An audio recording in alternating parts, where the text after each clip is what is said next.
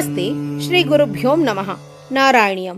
ದಶಕ 8 ಸೃಷ್ಟಿಯ ಮುಂಜಾವು.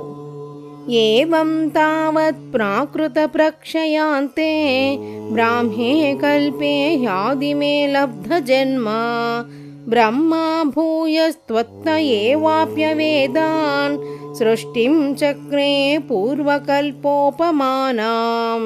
ಸೋಯಂ ಚತುರ್ಯುಗಸಹಸ್ರಮಿತಾನ್ಯಹಾನಿ ತಾವನ್ಮಿತಾಶ್ಚರಜನಿರ್ಬಹುಶೋ ನಿನಾಯ ನಿದ್ರಾದ್ಯಸೌ ತ್ವಹಿ ನಿಲೀಯ ಸಮಂ ಸ್ವಸೃಷ್ಟೈಃ ನೈಮಿತ್ತಿಕಾ ಪ್ರಲಯಮಾಹುರತೋಸ್ಯ ರಾತ್ರಿಂ ಅಸ್ಮಾದೃಶಾಂ ಪುನರಹರ್ಮುಖಕೃತ್ಯತುಲ್ಯಾಂ ಸೃಷ್ಟಿಂ ಕರೋತ್ಯನುದಿನಂ ಸ ಭವತ್ಪ್ರಸಾದಾತ್ ಪ್ರಾಗ್ಬ್ರಹ್ಮಕಲ್ಪಜನುಷಾಂ ಚ ಪರಾಯುಷಾಂ ತು ಸುಪ್ತಪ್ರಬೋಧನಸಮಾಸ್ತಿ ತದಾ ವಿಸೃಷ್ಟಿಃ ಪಂಚಾಶದಬ್ಧಮಧುನಾ ಸ್ವವಯೋರ್ಧರೂಪಂ ಏಕಂ ಪರಾರ್ಧಮತಿವೃತ್ಯ ಹಿ ವರ್ತತೆ ಸೌ ತತ್ರಾಂತ್ಯರಾತ್ರಿಜನಿತಾನ್ ಕಥಯಾಮಿ ಭೂಮನ್ ಪಶ್ಚಾದಿನಾವತರಣೆ ಚ ಭವದ್ವಿಲಾಸಾನ್ ದಿನಾವಸಾನೇಥ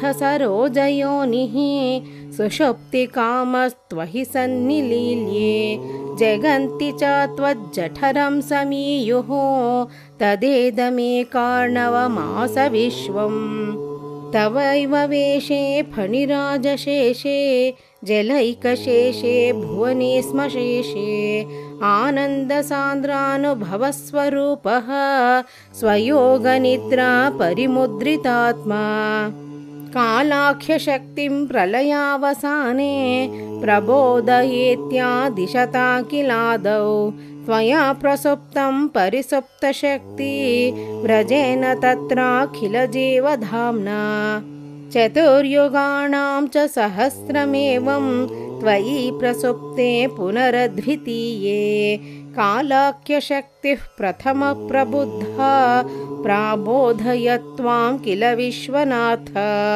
ವಿಬುಧ್ಯ ಚ ತ್ವಂ ಜಲಗರ್ಭಶಾಯಿನ್ ವಿಲೋಕ್ಯ ಲೋಕಾನಖಿಲಾನ್ ಪ್ರಲೀನಾನ್ ತೇಷ್ವೇವ ಸೂಕ್ಷ್ಮಾತ್ಮಯತಾಸ್ ನಿಜಾಂತಃ ಸ್ಥಿತೇಷು ವಿಶ್ವೇಷು ದದಾಥ ದೃಷ್ಟಿಂ ತತಸ್ತ್ವದೀಯಾ ದಹಿನಾಭಿರಂಧ್ರಾದ್ ಉದಂಚಿತಂ ಕಿಂಚನ ದಿವ್ಯಪದ್ಮಂ ನಿಲೀನ ನಿಶ್ಶೇಷ ಪದಾರ್ಥಮಾಲಾ ಸಂಕ್ಷೇಪರೂಪಂ ಮುಕುಲಾಯಮಾನಂ ತದೇತದಂಭೋರುಹ ಕುಡ್ಮಲಂ ತೇ ಕಲೇಬರಾತೋಯಪಥೇ ಪ್ರರೂಢಂ ಬಹಿರ್ನಿರೀತಂ ಪರಿತಸ್ಫುರದ್ಭಿಃ ಸ್ವಧಾಮಭಿರ್ಧ್ವಾಂತಮಲನ್ಯಕೃಂತತ್ ಸಂಪುಲ್ಹಪತ್ರೇ ನಿತರಾಂ ವಿಚಿತ್ರೇ ತಸ್ಮಿನ್ ಭವದ್ವೀರ್ಯಧೃತೆ ಸರೋಜೆ ಸಪದ್ಮಜನ್ಮಾ ವಿಧಿರಾವಿರಾಸೀತ್ ಸ್ವಯಂ ಪ್ರಬುದ್ಧಾಖಿಲವೇದರಾಶಿಃ